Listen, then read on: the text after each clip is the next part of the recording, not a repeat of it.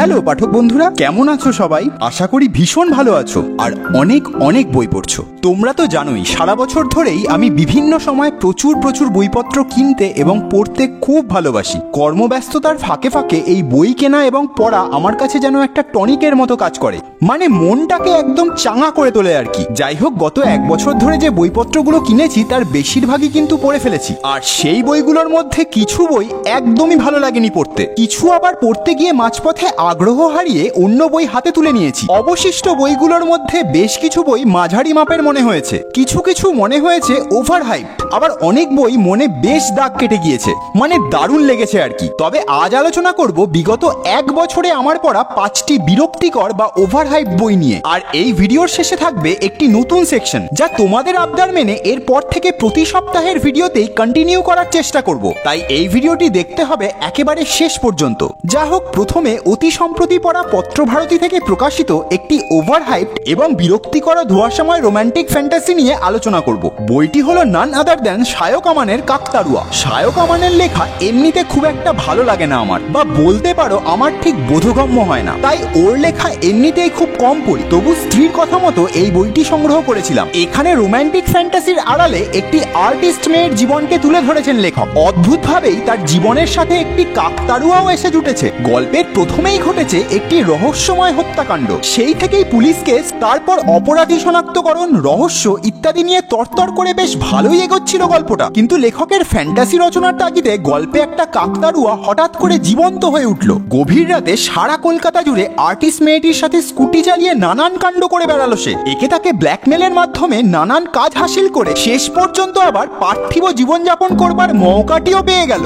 মানে রীতিমতো গাঁজাখুরি গল্প বলে মনে হলো আমার। হয়তো একেই ফ্যান্টাসি বলে, মানে এই গল্পের অন্তর্নিহিত অর্থ বোঝার ক্ষমতা বিধাতা পুরুষ অন্তত আমায় দেননি। আবার কাহিনীর মাঝে হুট করে বর্গীয় আক্রমণের ইতিহাস ফিতিহাস ঢুকিয়ে কোথা থেকে কি লিঙ্ক বেরিয়ে পড়লো। সব মিলিয়ে বিরক্তিকর না হলেও ধোঁয়াশাময় এবং ওভার হাইপ একটি বই। তাই আগে থাকতে কথা দিয়েও এই বইটি আলাদা করে আর রিভিউ করলাম না, এখানেই এর জবনিকা টানলাম। তোমরা যারা আমার স্ত্রীর মতো শায়ক আমানের লেখা পছন্দ করো তারা কিন্তু এই বই কিনে অবশ্যই পড়তে পারো, কারণ এই কাহিনীতে নানান ধোঁয়াশা আছে বটে, তবে প্রথম দিকটা আমিও কিন্তু বেশ এনজয় করেছি। আর সাথে ফ্যান্টাসি মানে উদ্ভট কল্পনাময় যে জগৎ সৃষ্টি করেছেন লেখক, তার জন্য লেখককে কুর্নিশ জানাতেই হবে। যাই হোক, এরপর আসি আরো একটি বইয়ের আলোচনায়, যা আমার খারাপ না লাগলেও প্রচন্ড ওভার হাইপ লেগেছে। গত বছর সৌরভ চক্রবর্তীর লেখা এই কলকাতা কসাইখানা বইটি সারা বইমেলা এবং পরবর্তীকালে বই পাড়াতেও দারুণ সাড়া ফেলেছিল। দি ক্যাফে টেবল থেকে প্রকাশিত প্রায় 200 পাতার এই বইটিতে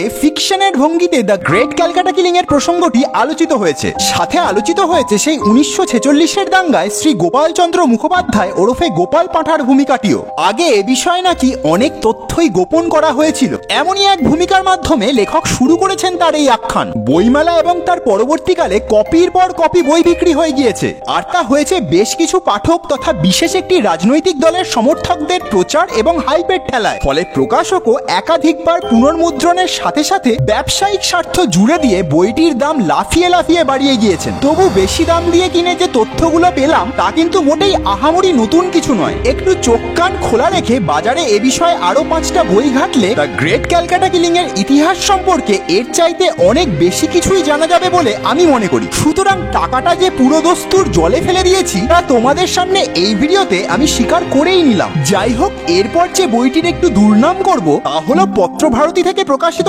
ইন্দ্রনীল সান্যাল রচিত 10টি স্পাই থ্রিলার গল্পের ককটেল এই খুঁজে খুন নামক বইটি। এখানে ভারতের একটি কাল্পনিক গুপ্ত সংস্থা কাইমেরার টিম লিডার প্রথমা লাহিড়ী এবং তার টিমের 10টি খুঁজে খুনের মিশনের ধারা বিবরণী দিয়েছেন লেখক। এর মধ্যে দু একটা গল্প বাদে বেশিরভাগই একঘেয়ে লেগেছে আমার। মানে স্পাই থ্রিলার বুনতে গেলে যতটা ধৈর্যের প্রয়োজন হয় তার লেশ মাত্র পাইনি এই গল্পগুলিতে। সাধারণত স্পাই থ্রিলারের হিরো চরিত্রগুলির একটু অতিপ্রাকৃত ক্ষমতা থাকে জানি, কিন্তু তা বলে এখানে সান্যাল মশাই প্রথমা লাহিড়ী আর তার সাঙ্গপাঙ্গদের যে অতিপ্রাকৃত গুণ তথা বৈশিষ্ট্য প্রদান করেছেন তা পাঠকদের কল্পনার অতীত। সুতরাং এই বই কিনে ক্রেতা হিসেবে যে টাকাটা জলে ফেলে দিয়েছি তা বলাই বাহুল্য।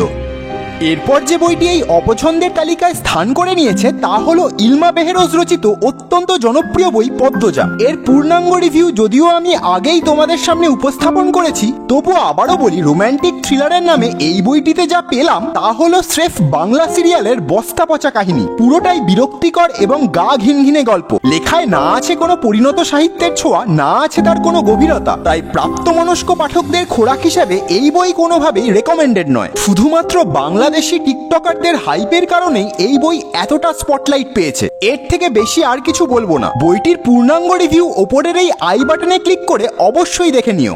এরপর যে বইটি এই তালিকায় স্থান পাবে তা হলো বুকলুক থেকে এবছরের বইমেলায় প্রকাশিত প্রিয় লেখক অভিক দত্তের লেখা ক্যাপসিকাম ও রসগোল্লা। সাসপেন্স থ্রিলারে মোড়া এই বইটি এবছরের বইমেলায় প্রচুর বিক্রি হয়েছে। মেলার মাঠে আমি আমার চেনা জানা প্রচুর বইপ্রেমীদের হাতেই এই বই একটি করে দেখতে পেয়েছিলাম। সুতরাং পিয়ার প্রেসারে এসে আর প্রিয় লেখকের প্রতি একটি সফট কর্নার থাকায় বইটি সংগ্রহ করেই ফেললাম। এখানে গল্পে এক তথাকথিত সাইকো কিলার পুলিশের কাছে ধরা দেয়। তার দাবি সে নাকি তার প্রাক্তন প্রেমিকাকে খুন করেছে, অথচ কোথায় কিভাবে সে খুন করলো তার সমস্তটাই যে অস্পষ্ট। ফলে প্রমাণ খুঁজতে গিয়ে পুলিশের কাল ঘাম ছুটেছে। সাইকো কিলিং এর এই ঘটনা পড়ে বেশ ইন্টারেস্ট নিয়েই এগোচ্ছিলাম, কিন্তু মাঝেই হলো ছন্দপতন। এক মুহূর্তে যেন গল্পের সাসপেন্সটাই মাটি হয়ে গেল।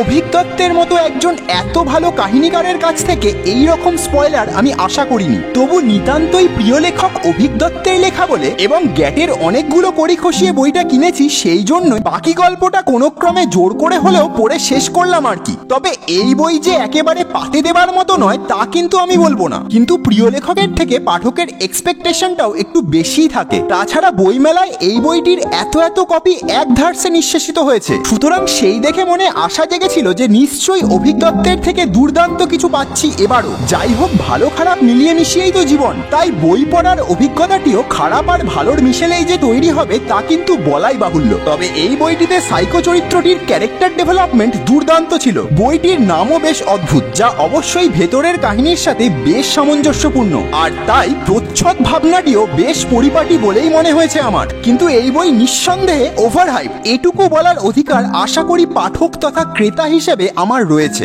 তোমরা যারা এই বইটি পড়েছো তারাও এ ব্যাপারে মতামত জানাতেই পারো, আর এই বইটির ডিটেলস রিভিউ প্রয়োজন হলে অবশ্যই কমেন্ট করে জানিও। সেই মতো পরবর্তীকালে সময় সুযোগ বুঝে এই বইটির একটি সামগ্রিক রিভিউ তোমাদের সামনে উপস্থাপন করার চেষ্টা করব। এরপর আগামী দিনে একটি ভিডিওর মাধ্যমে উপস্থাপন করব বিগত এক বছরে আমার পড়া 1 ডজন ভালো লাগা বই। সেখানে অনেক কষ্টে 12টি বই বাছাই করেছি, কারণ এই এক বছরে পছন্দের বইপত্রের লিস্ট কিন্তু প্রায় 50 পেরিয়েছে। তাই সেই ভিডিওটি দেখার জন্য অবশ্যই চোখ রেখো এই চ্যানেলের পর্দায়। আর এই ভিডিওটি কেমন লাগলো তা কিন্তু কমেন্ট করে জানাতে ভুলো না। সাথে জুড়ে দিতে পারো তোমাদের পড়া অপছন্দের বইগুলোর একটি সামগ্রিক লিস্টও। দেখি আমার এই লিস্টের সাথে কতটা মিল রয়েছে তোমাদের। আর তোমরা অনেকেই আমাকে প্রায়শই জিজ্ঞেস করো যে আমি বর্তমানে কি বই পড়ছি, তাই ভাবছি এবার থেকে প্রতিটি ভিডিওর শেষে আমার পড়া বইটি সম্পর্কেও 2-1 লাইন বলে দেব।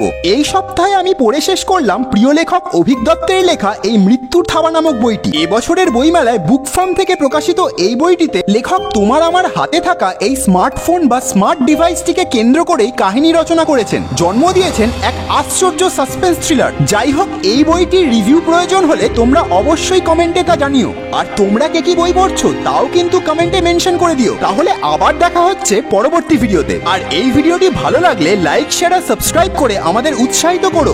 ভালো থেকো আর অনেক বই পড়ো।